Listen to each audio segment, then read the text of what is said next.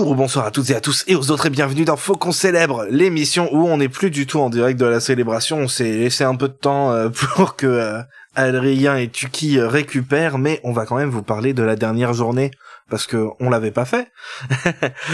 Bonsoir Adrien, comment ça va? Alors, on est à J plus 4 du dernier jour de la célébration, je crois, à l'heure à laquelle on enregistre cet épisode. Et je suis mort de chez mort, tout va bien. Imaginez si on l'avait fait tout de suite. Mais je pense que ça aurait plus fait. Tu sais, avec l'adrénaline, tu sentais pas forcément la fatigue. Bah, je sais pas ce que Tuki t'en penses, mais sur le coup, moi, j'étais bien. Non, ça va, je suis en forme. Mais j'ai fait 3 jours de stage combat, donc c'est peut-être pour ça. Mais non, j'ai pas eu trop de fatigue post-célébration. Généralement, ça m'arrive, après des gros événements comme ça, mais là, non, ça allait. Pas plus fatigué que d'habitude. Bon, tant mieux. Moi, je pense aussi qu'il y a la route qui m'a bien tabassé. Bah oui, c'est surtout ça. Bah oui, ouais. Toi, t'as eu je pense, ouais. Ouais. En plus, voilà, fun fact, sur la route, en rentrant chez moi, après avoir fait toute la route en ferry, tout ça, j'ai donc été une nuit chez ma marraine, et on s'est rendu compte que mes pieds avaient genre doublé de volume. Pour quelle raison, on ne sait pas. Et là, ça va un peu mieux, mais voilà, c'est quand même incroyable d'avoir tenu 4 jours à la célébration et rentrer chez soi et avoir des pieds qui ont enflé à ce point sans faire un pas. C'est quand même incroyable. Ouais, bon bah bonjour ou bonsoir à toutes et à tous et aux autres et bienvenue dans Faut qu'on aille chez le podologue parce que là c'est bien urgent. En fait, Adrien, il s'est pris tellement de compliments pendant toute la célébration que il a pris littéralement, tu sais, ses chevilles ont gonflé. Les chevilles ont gonflé tout le pied après. Ah oui, c'est ça. En plus, on m'a dit que mes chaussures Chewbacca, elles étaient trop bien, donc tout de suite, moi, ça m'a... Tu vois, conséquence directe. Arrêtez de complimenter Adrien, c'est ça que ça veut dire. Traitez-le comme une grosse crotte. Mais est-ce que ça va là? Est-ce que ça a gardé le volume ou est-ce que c'est redescendu? Non. C'est redescendu la première nuit que j'ai faite dans mon lit. Mais après je suis un peu je fais attention quoi. Disons que je suis pas encore sorti trop, j'essaie de rester un maximum les pieds relevés. Mais un peu inquiet quand même, j'étais rentrant. Et surtout que ça me faisait un peu mal, mais là ça va, écoute, tout va bien. Ok, fais attention à toi. Hein. Bah, faut qu'on parle de pieds. C'est terrible. Et tant qu'on parle de pieds, tiens d'ailleurs, le dernier jour a commencé avec un panel sur le Bad Batch. Est-ce que tu y étais toi? Je sais plus. Adrien, si t'avais réussi à rentrer là ou si tu t'étais baladé. Alors. La veille, je vous avais parlé que j'avais été au panel des méchants, qui se passait donc au Celebration Stage, le panel principal, la salle principale. J'ai été rentré sans même avoir eu de réservation, parce qu'on pouvait s'enregistrer et avoir une loterie, et si on était sélectionné, on pouvait rentrer sans problème. Si on n'était pas sélectionné, on devait prier et attendre s'il y avait de la place, on passait. Et en fait, je me suis dit que pour le panel des méchants, j'ai réussi à y assister sans réservation. Et au Celebration Stage, je me suis dit vas-y, je vais tenter pareil pour le panel du Bad Batch parce que j'ai vraiment envie de voir Bradro, de revoir du coup Dee Bradley Baker et de voir aussi Michelle Heng que j'aime beaucoup. Du coup, je suis arrivé aussitôt le matin et dès qu'ils ont ouvert, j'étais vraiment j'ai campé devant le Celebration Stage dans la file prévue pour les personnes handicapées qui n'avaient pas de réservation, donc la 3e file au total, parce que donc il y avait des files handicapés avec réservation, handicapés réservation et handicapés sans réservation et sans réservation tout court. Donc j'ai attendu et je suis arrivé premier de toute la file. Donc j'étais confiant.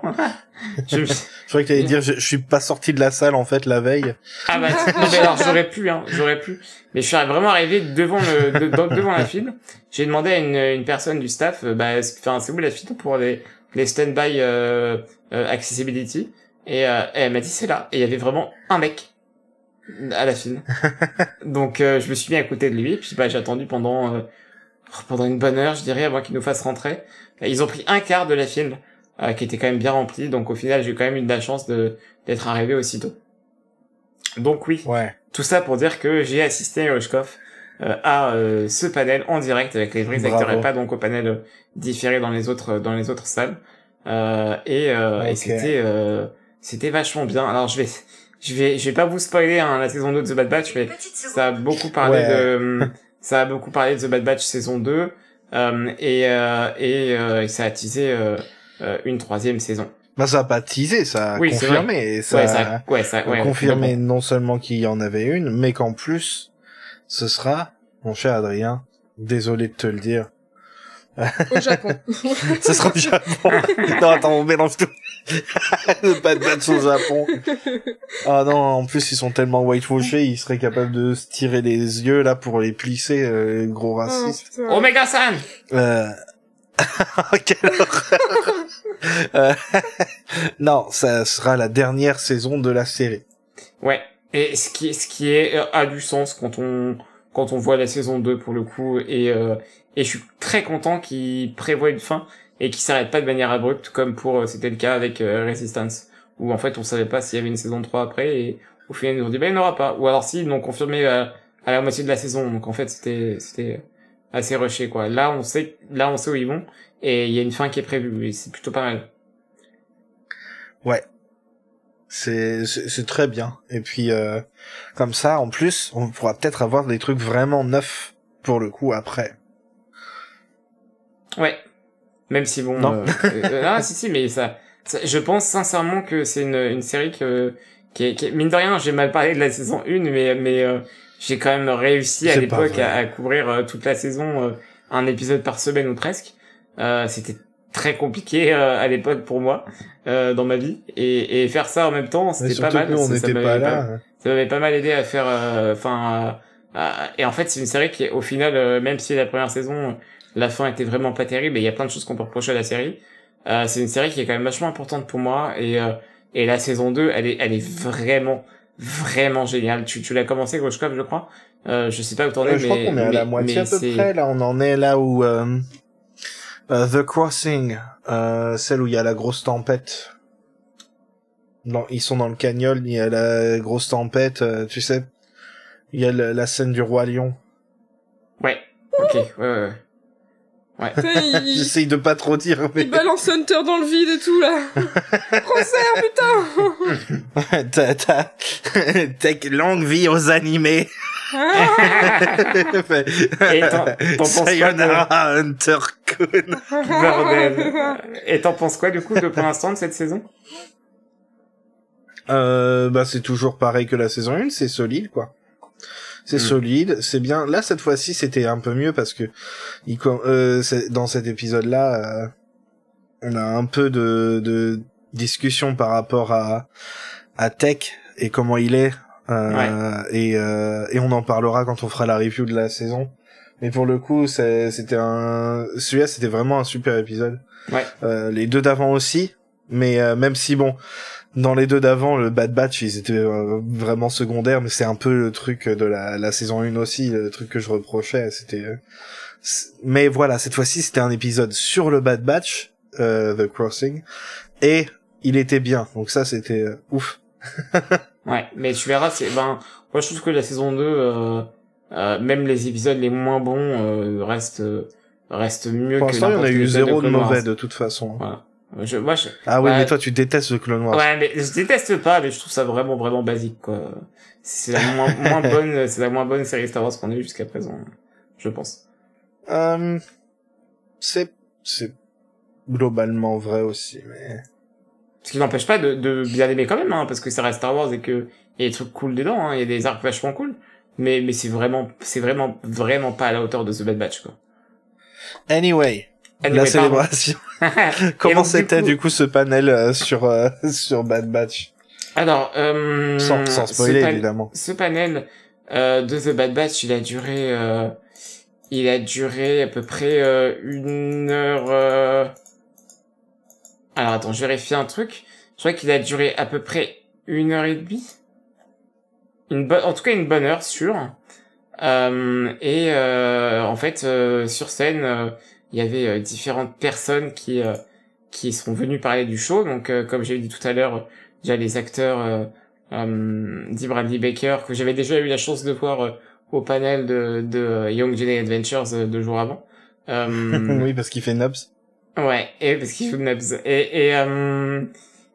Et aussi Michel Eng, que j'aime beaucoup également, et qui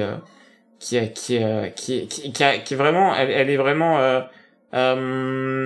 rayonnante, je trouve. Elle a la voix d'Omega, elle est super déjà de base. Et en fait, genre déjà, forcément, tu arrives avec un accent néo-zélandais. Moi, forcément, déjà, j'adore. Mais je trouve elle a ce côté, elle illumine en fait pas mal enfin, illumine la pièce quand elle parle. Et surtout, tu sens à quel point les deux acteurs sont vraiment très proches de leur personnage. Et ils en ont Moi, parlé j'ai cru avec que beaucoup c'était d'émotion. directement Omega. De quoi? Quand elle parle, c'est juste Omega, en fait, hein, Ah oui, c'est la même si voix. je veux dire, ouais. c'est sa voix, mais c'est aussi la même personnalité. Ah oui, oh non, complètement. C'est complètement ça. Et en fait, ouais, vraiment, un gros big up aussi à Dee Bradley Baker, que finalement, jusqu'alors, je connaissais pas tellement. Je voyais qui était le mec, hein, c'est une légende de Star Wars. Mais là, j'ai pu l'entendre à de nombreuses reprises parler de Star Wars, et il en parle vraiment, vraiment bien. C'est une des grosses surprises de cette célébration, c'est que j'ai pu, en fait, c'est vrai que c'est voir des personnalités de Star Wars parler de Star Wars, et il en parle d'une manière géniale. Il est vraiment fascinant quand il parle de Star Wars, et il a complètement, enfin, il a plein de choses à dire dessus, et il est fascinant. Donc, accompagné de ces deux personnes, il y avait également Brad Rowe, hein, qui est donc le réalisateur super. Ouais, c'est ça. Alors, c'est pas vraiment showrunner. Showrunner, en gros. C'est pas vraiment showrunner parce que ouais. Parce que c'est Jennifer Corbett la showrunner. Ouais, c'est ça. Jennifer Corbett, c'est vraiment elle qui va superviser au niveau de du scénario, et Brad Rowe, c'est lui qui va superviser au niveau de la réalisation. Donc les deux étaient présents et étaient aussi accompagnés également les deux personnes importantes, quoi. De quoi? C'est les deux personnes vraiment importantes à la tête du projet, quoi. Ouais, c'est ça. Avec justement, ils étaient accompagnés aussi de Athena Yvette Portillo, qui est donc une légende également de l'animation chez Star Wars, hein, puisque c'est elle, en fait, si j'ai bien compris, c'est une productrice qui va en fait faire le lien entre vraiment les équipes d'animation et les scénarios et les besoins, en fait, de production. Et du coup, ils avaient vraiment tous un rôle différent, et c'était super intéressant de les voir interagir ensemble sur la série. Et c'était vraiment un panel qui était super intéressant, qui s'est conclu par un trailer de la saison 3, dans lequel on peut voir de nouveaux personnages, mais aussi et surtout le retour de Fennec, mais également Wolf, et Omega qui a changé de skin. Du coup, ça y est, on a vu tous ceux qui survivent dans Rebels, là, de clones. Avec Wolf. Ouais, peut-être, ouais. Rebels, tu dis? Non, c'est sûr. Dans la saison 1, il y avait Grégor. Ah oui, c'est vrai, oui, t'as raison. Oui, c'est vrai. Ouais, du coup, là, ça y est, on a vu les trois. Ouais. Donc voilà, c'est cool. Ça va bien faire la transition, je pense, comme tu dis, avec Rebels derrière. Et en fait, c'est vraiment trop bien, et j'ai très hâte de voir la suite. Pardon, je parle beaucoup trop. C'est terrible. Non. C'est bon. Qu'il est difficile de parler de The Bad Batch. Bah ouais, mais qu'il est difficile aussi de parler d'autres choses que The Bad Batch. Parce que après ce panel-là, du coup, il y en a eu un autre qui a fait encore plus de buzz, pour le coup. Parce que c'était le panel sur le volume 2 de Star Wars Visions. Donc, qui est la série anthologique dont la première saison était sortie l'année dernière, le 4 mai, et dont le deuxième volume va sortir cette année, le 4 mai. Donc très très bientôt. Ça arrive, là, dans vraiment 3 semaines, et donc on a eu la chance d'assister au panel, et surtout, alors c'est drôle parce qu'ils en ont parlé un peu, il y avait, sur scène, il y avait James Wu, hein, qui est lui c'est pareil, hein, c'est une pointure de Lucasfilm, hein, qui gère beaucoup de séries d'animation. Et il y avait qui d'autre sur le panel? Il y avait forcément c'est toujours Amy Radcliffe qui présentait. Il y avait aussi d'autres personnalités de Lucasfilm, mais surtout on a eu la chance de voir eh bien la réalisatrice de chaque épisode qui sont venus un peu parler de leur film. Ouais. Et ça c'était vraiment génial. Rapidement avant de se lancer là-dedans, ils ont bien rappelé que en fait la série Star Wars Visions, ils s'attendaient pas du tout à ce que ça fonctionne autant.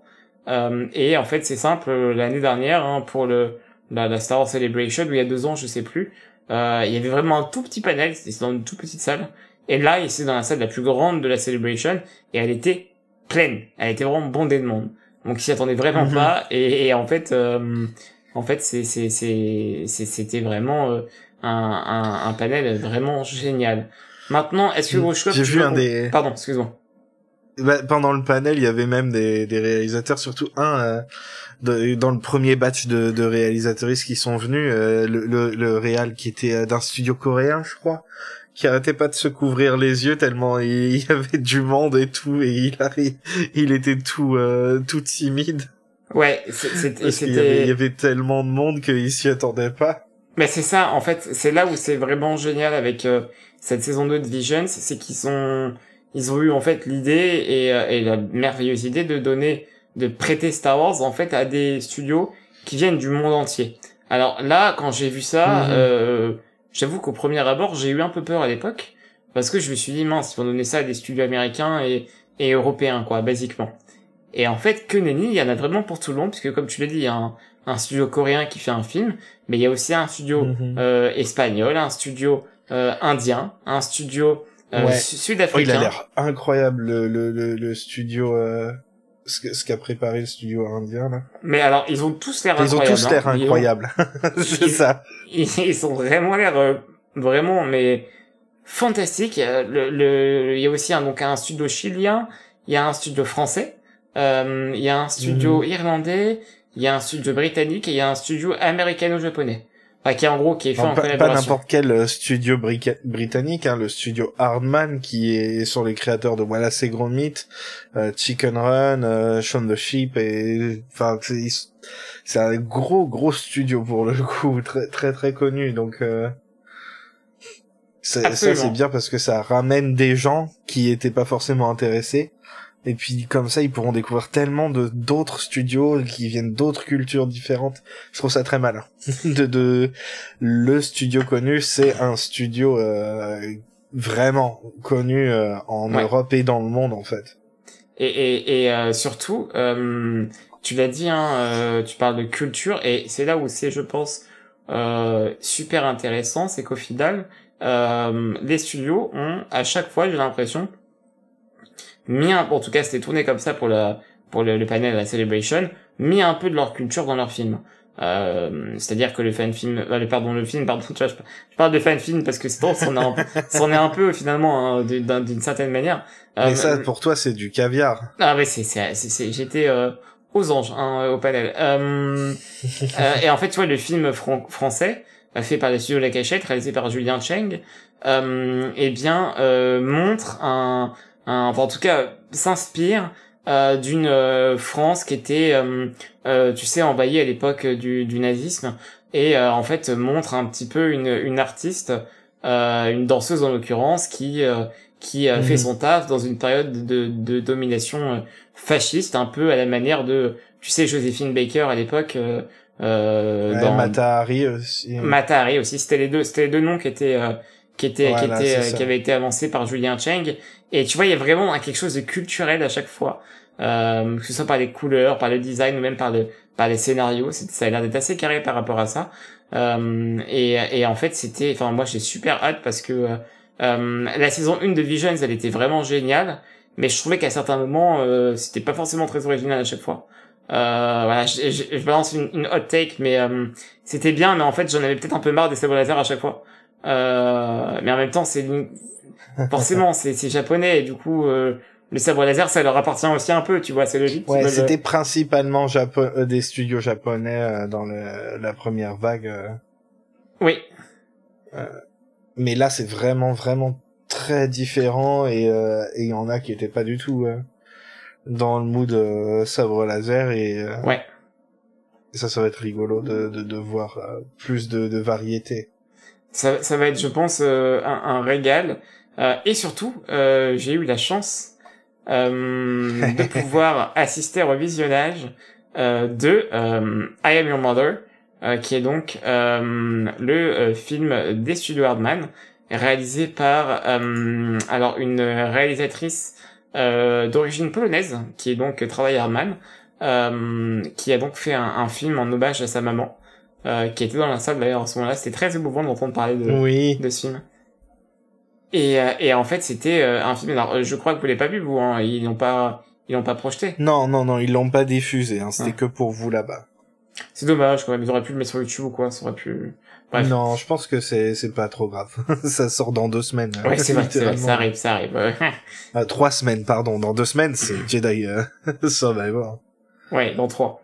C'est vrai qu'il y a beaucoup de trucs qui arrivent d'un coup là. Et en fait, c'était vachement émouvant du coup de l'avoir parlé de ce film, de son film. Et surtout, le film, il est vraiment génial. Et pour vous donner un peu une idée, tu disais, Grushkov, tout à l'heure, que c'est bien parce que ça amènera des gens à s'intéresser aux studios des différentes origines, à Star Wars même, de manière générale. Et en fait, mon frère, il est pas du tout fan de Star Wars. Il a vu quelques films et son préféré, lui, c'est vraiment La Menace Fantôme, hein, qu'on avait en cassette quand on était petit et qu'on regardait. Je regardais beaucoup, puis lui, il passait souvent pour regarder avec moi. Et en fait, il a adoré le film. Et il était vraiment saucé par Star Wars Visions, et il pense même qu'il la regardera quand elle sortira. Donc à la saison 2 en tout cas. Et tu vois, ça attire des gens qui sont pas du tout fans de Star Wars, et qui au final, voilà, c'est pas pour rien hein, que je dis que que je dis que je pense sincèrement hein, que on ne peut pas ne pas aimer Star Wars, dans le sens où Star Wars c'est tellement pluriel, il est tellement pas un Star Wars que tu peux très bien détester un film Star Wars et adorer un épisode d'une série Star Wars. Ah oui, bien sûr. Ben récemment, pour parler de ce genre de truc, justement, même au niveau des films, hein, les avis sur la postlogie sont toujours un peu surtout avec la fin. Parmi les gens qui suivent de loin, qui sont pas forcément fans, mais par contre ils ont tous adoré Last Jedi, ils sont tous là genre mais pourquoi c'est pas lui qui a fait toute la trilogie, parce que et tu vois, même sous les films ils ont tellement tous leur propre identité que les avis varient énormément. Donc au niveau un niveau de série comme ça réalisé par autant de studios, t'es sûr de trouver au moins un qui va te faire plaisir. Complètement. Ah non, t'as tout dit. Vraiment, c'est... Et tous vont pas faire plaisir à tout le monde en plus, et c'est ça qui est bien, ils vont tous toucher différemment. Et ça fait vraiment une grande force pour cette anthologie. Ouais, d'un point de vue de l'esthétique, hein, on a vu quelques images par-ci par-là des différents films. C'est différent à chaque fois. Et à chaque fois, c'est super beau. Et alors, mention spéciale au film du studio espagnol, qui a une animation qui, moi, me rend... On a vu un petit extrait pendant la bande-annonce, qui, moi, me rend mais complètement... qui me rend mais je sais même pas dire, c'est incroyable. L'animation, elle est magnifique. Et les couleurs et tout, c'est trop beau. Et alors, c'est le studio El Guiri, je crois. Ou alors je confonds avec le studio chilien, je sais plus. Non, je crois que c'est El Guiri Studio. Et c'est ce qu'ils font, c'est l'animation de ce film, ça va être impressionnant. Ça va être ouais, celui-là il est direct tapé dans l'œil. Ah ouais. je revérifiais si c'était quand tu as dit, j'ai direct pensé à exactement celui-là. Ah, tu vois, là, il est très impressionnant. Ouais. C'est trop beau. Et voilà. Et ça va encore... être le premier en plus de la saison. De quoi? Ça va être le premier de la saison dans l'ordre. Ah oui. Ils sortiront tous ensemble, mais dans l'ordre. Il y a déjà là qui est arrivé? Ouais, ça va être celui-là. Ensuite le Hardman peut-être?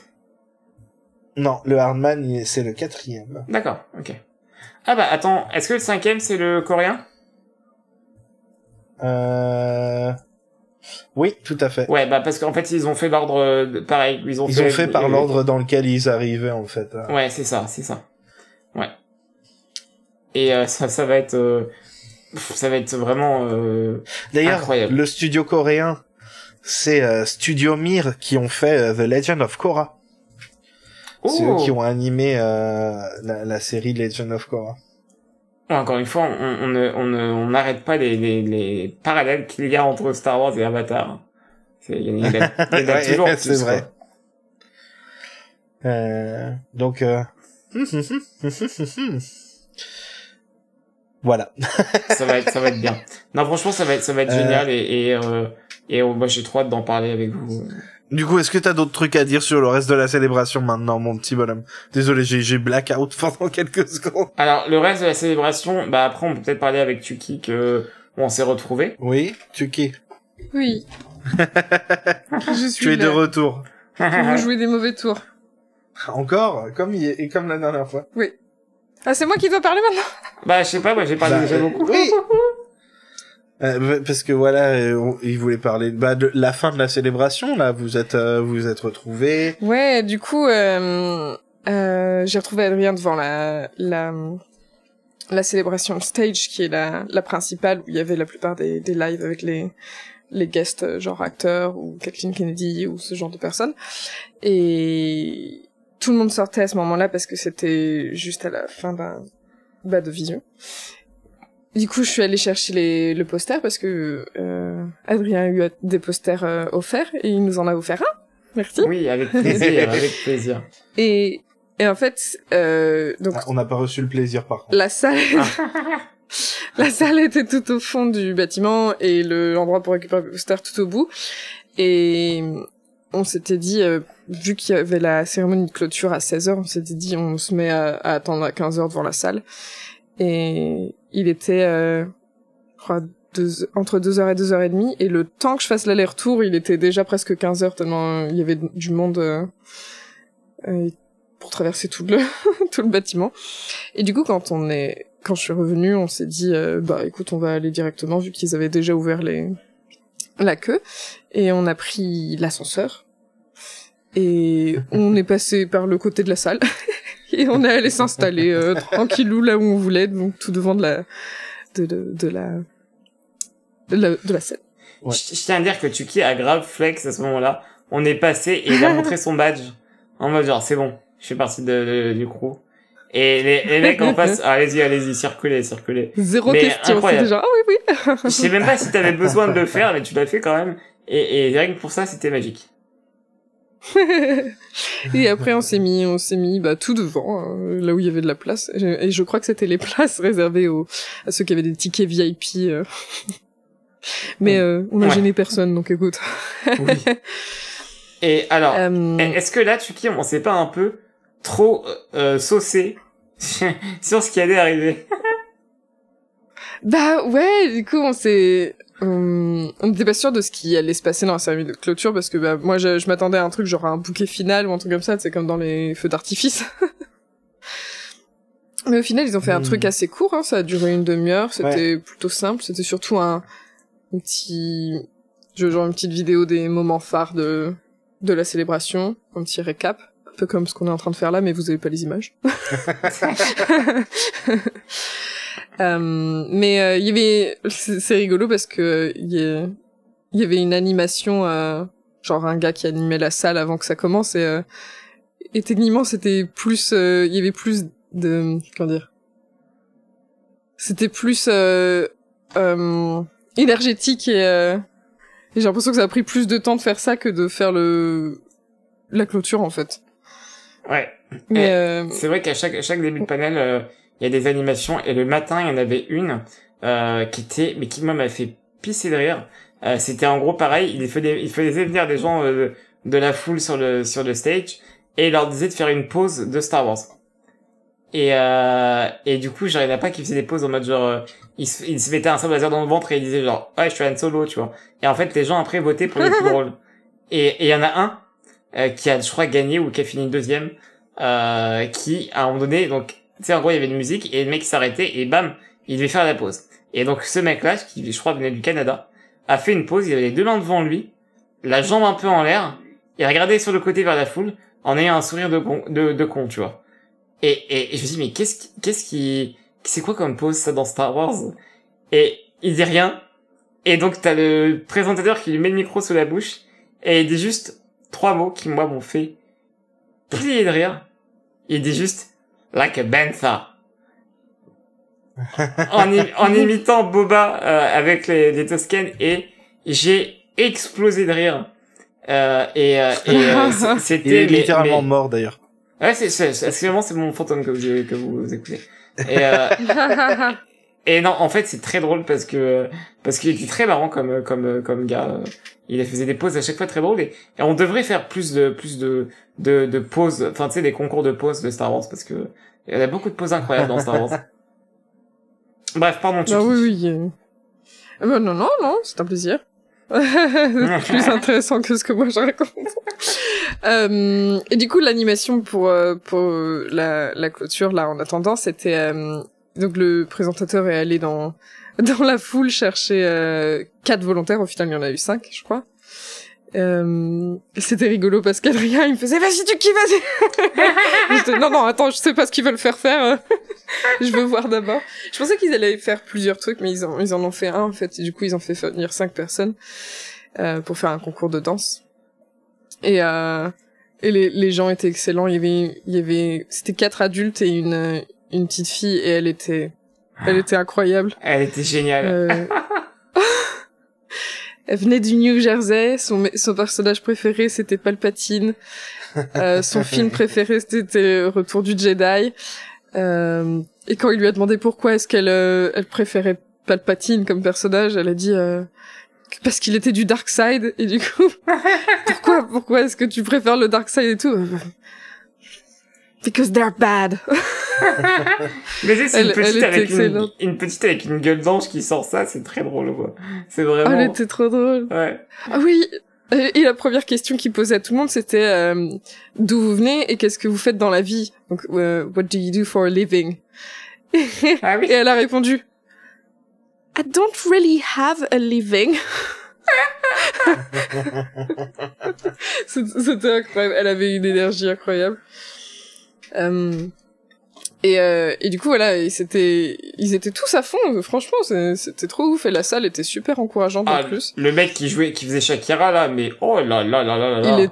Il était incroyable. Pour moi c'était lui qui gagnait, les autres étaient tous excellents, mais alors lui il connaissait la choré quoi. Ah ouais, je suis d'accord avec toi. La chorégraphie de la chanson. Ouais, vraiment genre nickel. Et du coup après on a eu la vidéo de récap des moments importants avec quand Daisy Ridley arrivait sur scène, enfin tous ces trucs là, un peu les différents panels, les différentes annonces, un petit peu des trailers qu'il y avait eu pendant la célébration. Et puis c'était à peu près tout, non? C'est fini après le récap, il me semble. Moi j'avoue que j'étais un peu déçu par rapport à ce mini panel parce que en fait déjà j'attendais vraiment, comme tu dis, un bouquet final. Et surtout... Moi aussi. Bah ouais. Et surtout, genre moi je m'étais dit, on va au moins voir Kathleen Kennedy. Oui, ouais, mais moi je m'attendais à ce qu'il fasse venir des gens sur scène, au moins elle, quoi, comme tu dis. Mais d'habitude, les années précédentes, c'est elle qui vient annoncer la suite, non? Je sais plus. Je crois pas, mais je suis pas sûr. Ah oui, c'est vrai, ils ont fini par annoncer où serait la prochaine célébration. Le truc important. Pardon, oui. Mais oui, mais c'est... Tu vois, c'était tellement... Il y a eu tout le truc, et puis après ils ont juste annoncé que du coup ce serait au Japon en 2025. Mais oui, mais du coup c'était un peu surprenant. Ouais, il y avait 2 fans japonaises qui sont arrivées près devant la scène à la toute fin pour parler aux présentateurs. Elles étaient trop contentes. Elles disaient hey, c'est chez nous, c'est chez nous, c'est chez nous. Et du coup, genre c'est cool de voir que au moins ça pourra faire plaisir à beaucoup de fans asiatiques qui n'ont pas forcément les moyens de venir en Europe ou en Amérique. Mais c'est vrai que bon, je pense qu'on va passer notre tour pour la prochaine. Mais non, on va peut-être avoir des places VIP offertes. Ouais, bah oui, voilà, c'est ça. Alors en fait, si vous voulez, déjà, il y a 2 moyens pour ça. Tu deviens acteur et tu deviens super riche. C'est en cours, ok?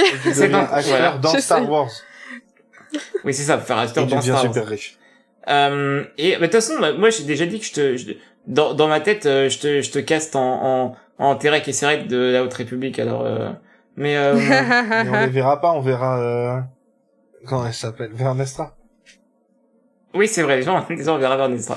Et en fait, genre merde, qu'est-ce que je disais? Bah ouais, moi j'étais un peu déçu qu'on voit pas Kathleen Kennedy parce que voilà, ouais. J'aime bien. Et oui, voilà, l'autre manière d'être riche et d'y aller, c'est que les gens ils partagent notre podcast à fond pour nous faire connaître. Ouais, allez, let's go.